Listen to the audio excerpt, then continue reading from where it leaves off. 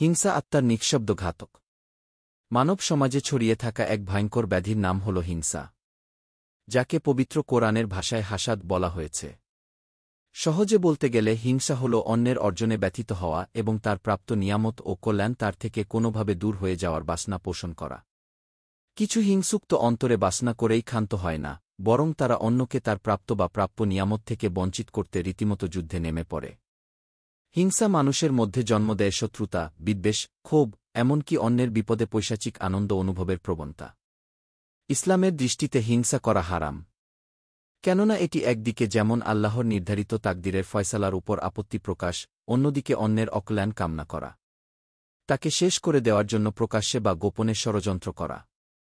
এজন্য মহান আল্লাহ তার বান্দাদের হিংসুকের অনিষ্ট থেকে আশ্রয় চাওয়ার শিক্ষা দিয়েছেন।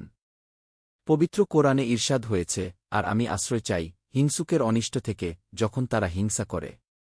সূরা ফালাক আয়াত ৫। আমাদের প্রিয় নবী সাল্লাল্লাহু আলাইহি ওয়াসাল্লাম তার উম্মতকে এই ধ্বংসাত্মক ব্যাধির ব্যাপারে সতর্ক করেছেন। তিনি এই অভ্যাসকে রোগ বলে আখ্যা দিয়েছেন।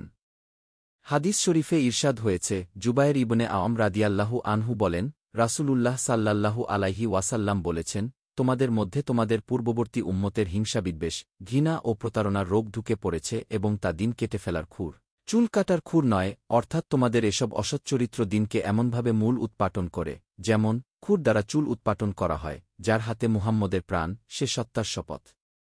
তোমরা পরস্পর ভালোবাসা স্থাপন না করা পর্যন্ত ঈমানদার হতে পারবে না। আমি কি তোমাদের এমন একটি কাজের কথা বলে দেব না, যা করলে তোমরা পরস্পরকে ভালোবাসতে পারবে? তা হল তোমরা পরস্পরের মধ্যে সালামের বিধান চালু করবে। মুসনাদে আহমদ হাদিস ১০৮। তাছাড়া হিংসা হচ্ছে কাফিরদের স্বভাব। তারা কখনোই চাইত না যে মুসলমানদের কাছে কোনো কল্যাণ বা নিয়ামত আসুক। যেমন আল্লাহ বলেন, আহলে কিতাব ও মুশরিকদের মধ্য থেকে যারা কুফরি করেছে, তারা চায় না যে তোমাদের রবের পক্ষ থেকে তোমাদের উপর কোনো কল্যাণ নাজিল হোক।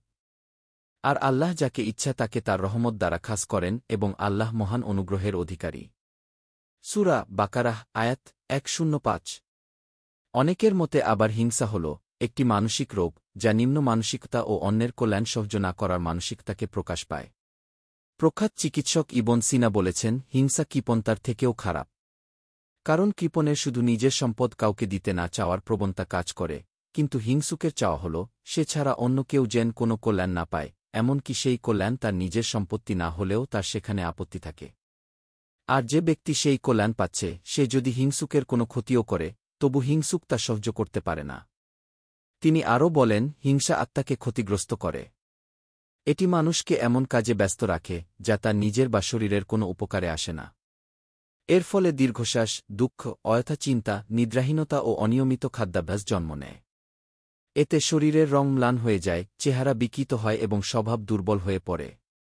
আল মুসওয়াতুত তিব্বিয়াহ আল ফিকিয়াহ, পৃষ্ঠা ৩৬০। দিন প্রচারের উদ্দেশ্যে ভিডিওটি শেয়ার করুন। লাইক, কমেন্ট, ফলো এবং চ্যানেলটি সাবস্ক্রাইব করে পাশে থাকবেন। মহান আল্লাহ আপনাকে উত্তম যা দান করুক। আমিন।